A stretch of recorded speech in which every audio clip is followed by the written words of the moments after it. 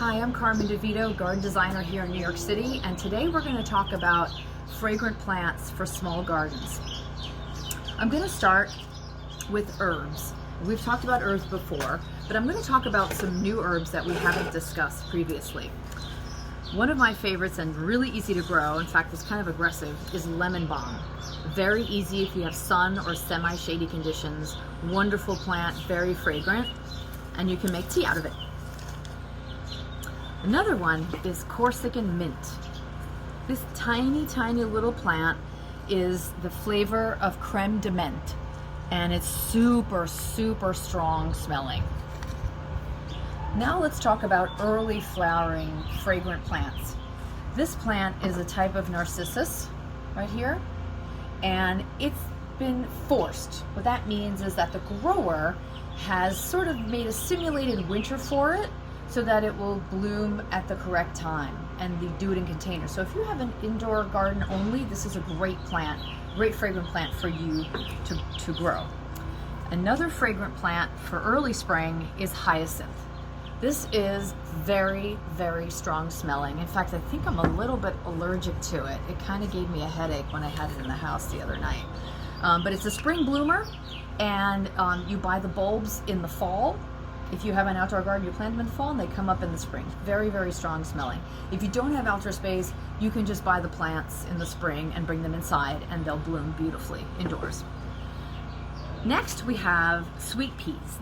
These are ornamental peas. These are not to be eaten. In fact, I think they're a little bit toxic. These have beautiful flowers. It's too early for them yet. Blues and pinks and purples and whites and reds. And they're climbers, so you can grow them up a pole.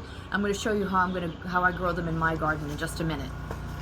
And then of course pansies or violas are usually kind of fragrant, and they're super easy to grow for spring.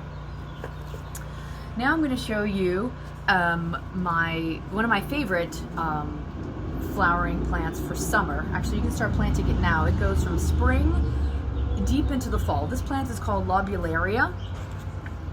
And it is very, very fragrant. Beautiful white flowers. Also comes, I think, in pink and blues.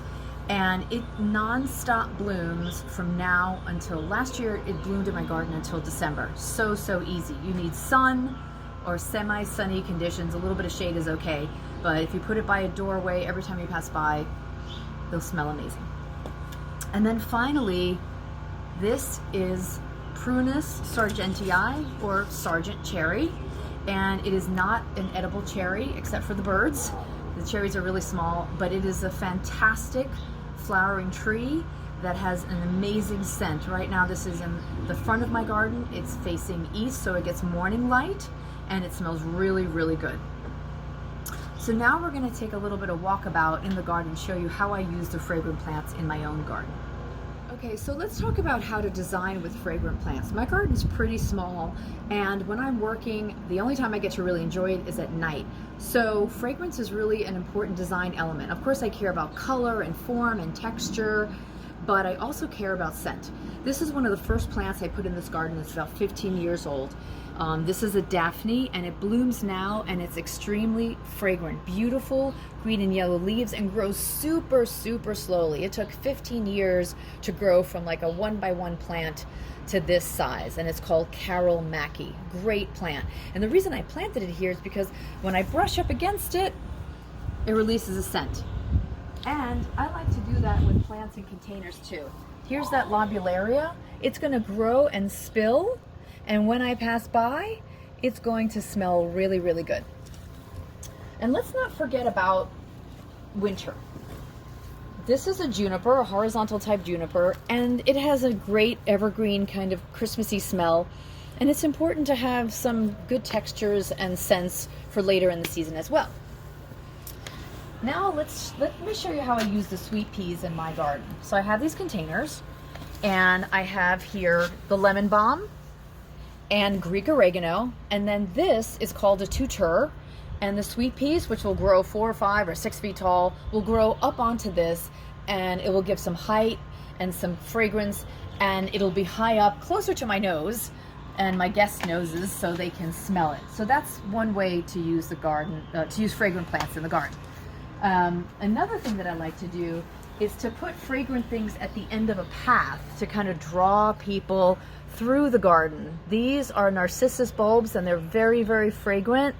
And when people smell them, they kind of go down the path and are attracted by the scent, and also they're white. I like to plant a lot of white flowers because if I'm in the garden in the evening, you can see the color a lot better. Okay, so now I'm going to demonstrate how to dry some of your fragrant plants. This is the salvia, sage, and it's kind of overgrown. It's been in this pot for a really long time, so I really want it to leaf out better and fuller. So I'm going to cut it. And you don't have to be fancy about it or really watch where you cut. It's pretty darn forgiving. I just want to make it smaller and less congested. So I'm just going to take snippets off the top, and I can use some right now fresh if I want to, or I can dry it. And I'm going to show you how I dry these plants.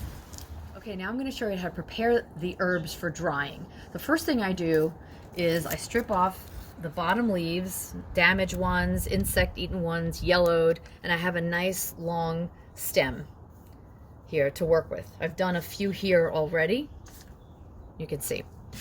Then I get a piece of this wax twine, florist twine, which I love, multi-purpose, and I start tying. I leave about a foot or so at the top, and I wrap around and I tie the first piece.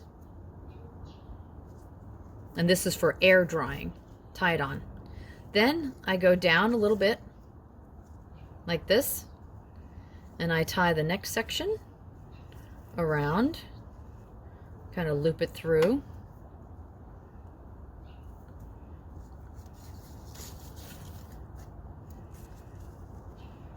This gives them space, air space here between them, so they're not on top of each other. The air will circulate and they'll dry better. And I do that all along, and then at the end I use this piece. Usually at this table I have an umbrella, and I tie them under the umbrella, protected from the elements, and they're not directly in the sun, but they dry nicely, the air moves. That's one way to do it. Another way is to put it into shallow baskets like this. I put a piece of paper towel, I cut my herbs into small pieces, perhaps like this size, and I lay them there in one layer, and then I cover them with some mesh so dirt doesn't get into them, and I put them in a protected spot in the sun or in a shady spot, and they dry well. Or you can use a dehydrator. If you don't have outdoor space, you can just plug in a dehydrator and do that inside. Thanks for watching my video. You can follow me at Goody DeVito on Instagram. I want to give you a little preview of next week's episode. We're going to talk about fruits for small gardens and for container gardens. This is a 40-year-old grapevine that's growing in my small garden, and it's growing up here on this pergola.